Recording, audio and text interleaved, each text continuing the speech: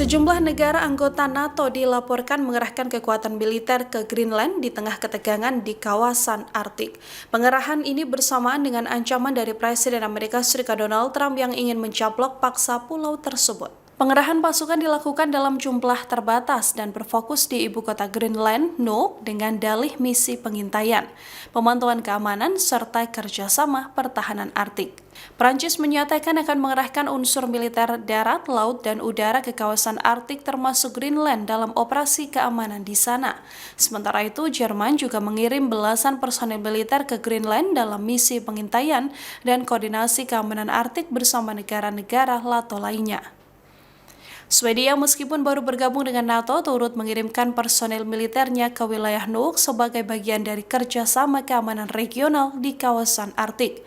Norwegia yang secara historis aktif dalam isu pertahanan Arktik juga mengirim personil militer ke Greenland untuk mendukung pemantauan keamanan dan kehadiran NATO di wilayah tersebut. Kemudian Denmark sebagai negara yang memiliki kedaulatan atas Greenland juga melakukan hal yang sama. Pengerahan pasukan penuh dilakukan atas situasi yang terjadi saat ini. Di saat yang sama, sejumlah negara NATO dan Uni Eropa secara terbuka memperingatkan Presiden Donald Trump agar tidak mengambil langkah sepihak terhadap Greenland dan kawasan Arktik. Di luar konflik NATO, Rusia juga mengecam gejolak di Greenland dengan pengerahan pasukan NATO.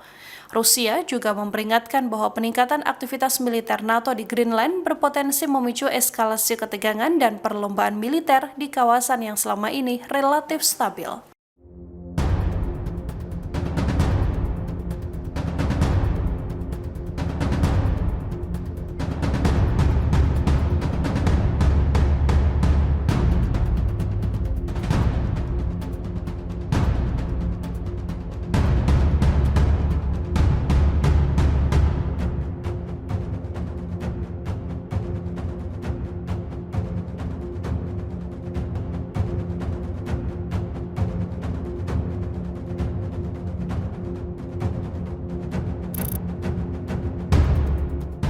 Download Tribun X sekarang, menghadirkan lokal menjadi Indonesia.